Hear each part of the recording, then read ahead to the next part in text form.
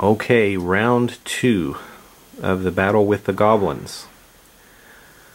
My dwarf is going to close in on goblin number 2. 1, 2, 3. And using my charge attack, I'm going to let that be a charge movement because I moved more than 2 spaces, and I'm going to use my poised assault. So this is all with my attack action. I'm going to attack this goblin, adding +9 to my attack roll. That is a hit. Goblin 2 is dead. Now that gives me my regular move action. So I charged, and I don't think there's any restriction there, or is it? Let me double check. Charging is here. At the end of the move, the creature makes a melee attack. After the attack, the creature can't take any further actions this turn except for free actions. Okay, so that's it. I cannot take any additional actions there. Charge is basically going to chew up the rest of your actions. So that will conclude the actions for my dwarf. Goblins.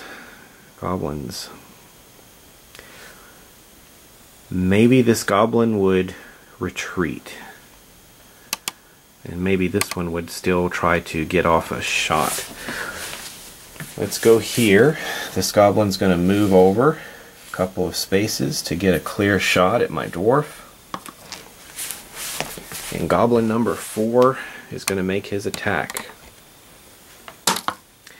An 11 plus 6 is a 17.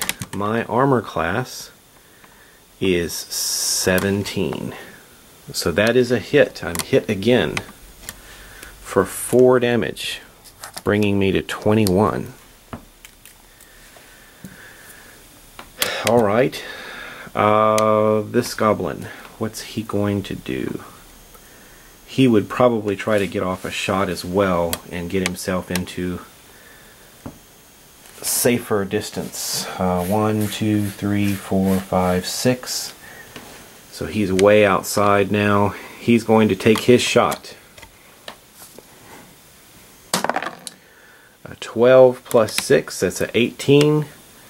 That's a hit. So more hit points off of the fighter. 4 hit points of damage.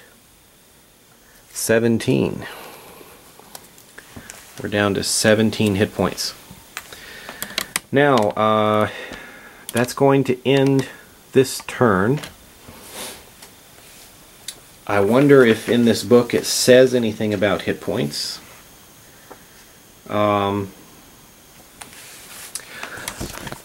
There's been a lot of discussion over the years about what hit points mean. Let's take a look and see what the red box says. Over the course of a battle, creatures take damage from attacks.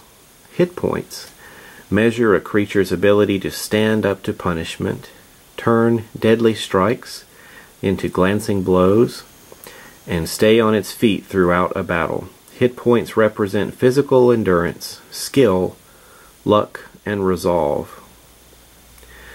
So, it doesn't necessarily mean that every single hit is an arrow stuck in the dwarf's body.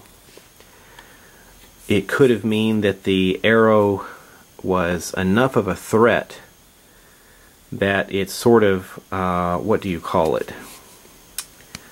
Some people call it not plot immunity, but you're getting tired, you're getting fatigued, your luck is running out, the threat level is rising, and then, you know, there may be that final arrow that hits you and drops you to 0 hit points. That's the one that nails you in the chest. So it doesn't necessarily represent, like in a video game, that you're running around and you've got half a dozen arrows sticking out of your body. So just keep that in mind. It's an abstract system. It's representative of the battle. It's not necessarily representative of each and every single wound that you get. So that's an old debate that's gone on for many years, and that's led to a lot of people debating about how armor works. You know, well, your armor is making you harder, harder to hit. Armor doesn't make you harder to hit, it slows you down. It makes you easier to hit because you're slower, but it absorbs damage. And then people get into using armor as damage reduction.